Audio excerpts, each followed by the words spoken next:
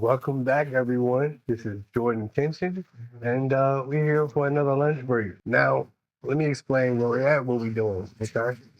So right now, I have this jumbo lump crab linguine in front of me.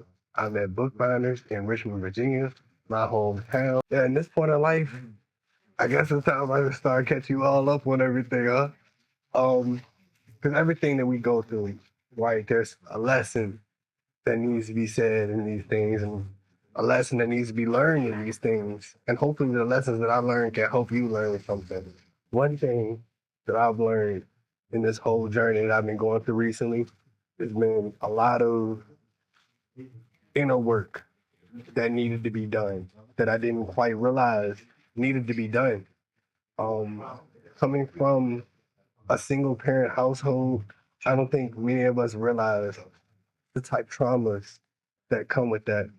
So now being a dad, I get to see all the things that I get to correct and the trauma that I endured that I didn't even realize is waking up to me now. Let me explain the situation. Like, um, my daughter, she's an amazing person already, so smart already. But I found myself in a position where I didn't want to be this dad that I am anymore. I felt like it was easier to just not be that dad and to leave them in the predicament without me, right? And this is one thing that a lot of Black men have to deal with, and we don't talk about honestly enough.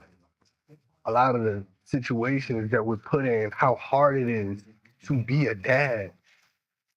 When people make it hard to just be a dad,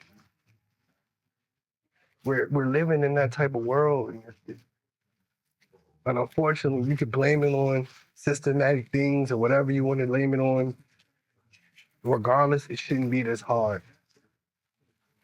I read a lot of statistics, right? To where technically Black dads, Black fathers are the most prominent in their child's life. However, we're still the highest percentage of single fathers. So we're still raising people in that split household. Yeah, dads are being more present, but we're still adding that same trauma of not having a family unit. I talked to my partner the other day. He told me in the last 5 years, the percentage for marriage dropped from 38% to about 22, 23%. These are real deal traumatic issues that nobody quite honestly cares about. Because I don't think people view it as trauma. I don't think we view surviving as trauma. Going into that,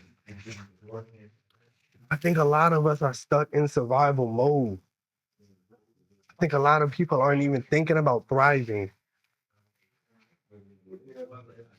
When I look at my career from the last year, I'm so proud of everything that I've done.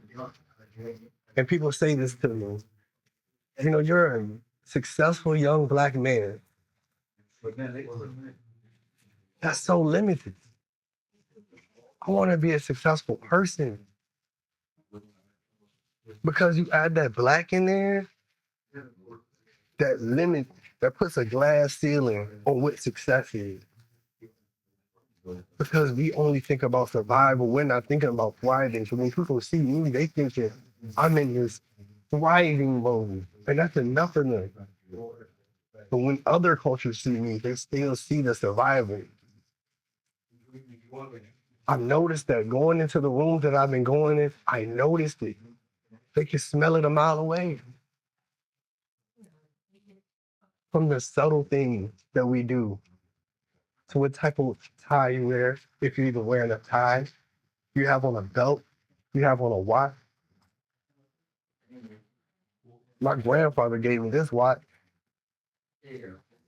These type of things, I read somewhere, well, I seen somewhere, I'm sorry. Smart man, smart Asian guy was speaking about how the higher elites have this thing of inclusion. If you know, you know.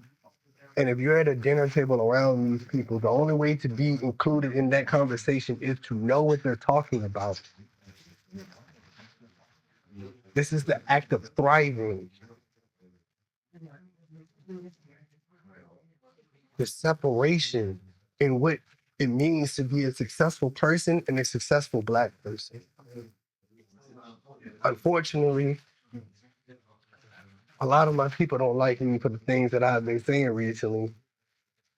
And maybe you disagree with how I'm saying it. Maybe you disagree with what I'm saying. But the truth is this: we need progression and we need it fast.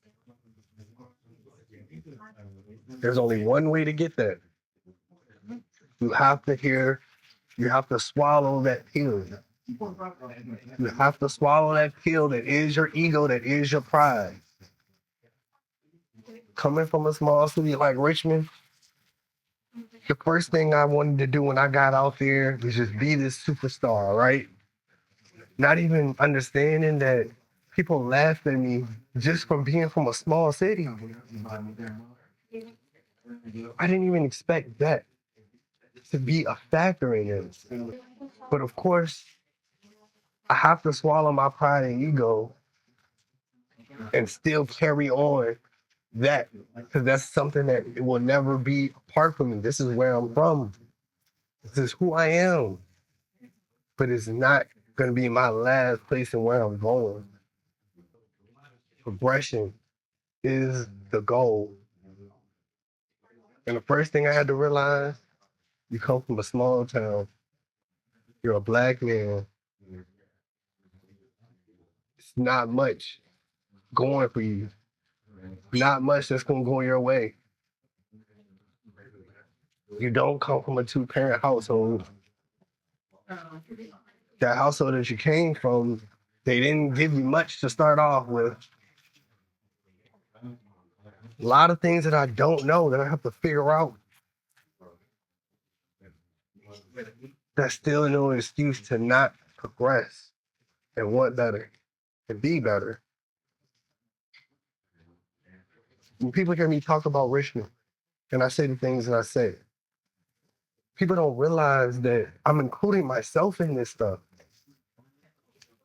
I'm including myself in this stuff. You think I stand a chance to somebody rich in Miami? You think I stand a chance to somebody rich in New York? I don't. And I realize that. You think I stand a chance to somebody living in a high rise in Atlanta right now? Understanding that gives me the progression. If that is my circumstances, how can I get leverage in this circumstance? I have to go out. I have to outsource.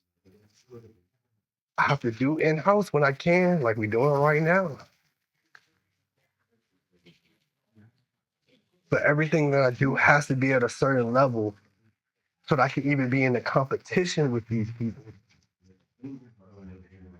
Because they're doing this every day. I'm sorry, I'm rambling, guys, but the truth of the matter is you have to have that self-awareness to progress.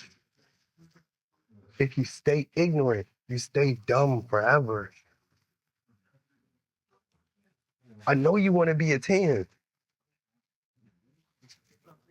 This girl went and invested and got her body done by one of the best doctors that she could find. I'm sorry, she told to have an advantage. Realize that. That doesn't mean you have to get your body done. That just means you have to outsmart the person that did. It means you have to outwork the person that did. Just understand that. To be honest, truth hurts. To be honest, truth hurts. We don't have time for coddles. Unfortunately, this is gonna have to be a short one. um, a lot more exciting content to come. A lot more places that I'll be going. A lot more experiences that I'll be sharing. I hope you all are entertained by everything. I can say what a year. I'm thankful that we've gotten millions of views this year. I'm thankful that so many people know who I am, come up to me, give me the praise. I'm even thankful for the people that hate the things that I say, because at least you've seen it, at least you'll watch. Everything that I say is meant to be in a positive manner. It is for progression. It is for your inner self to heal, to be better, to do better. No matter where you're at, you could be in a small town in Kentucky. You could be in a small town in Florida. You could be in the middle of Alabama somewhere. Regardless, whatever your circumstance is, it's just where you are in that moment. There's a finish line. There's a finish line. I love y'all. Thank y'all for always listening to me rant. I hope that you love what I say. I hope you take what I say in a positive manner. I'm gonna eat this because I've been suffering.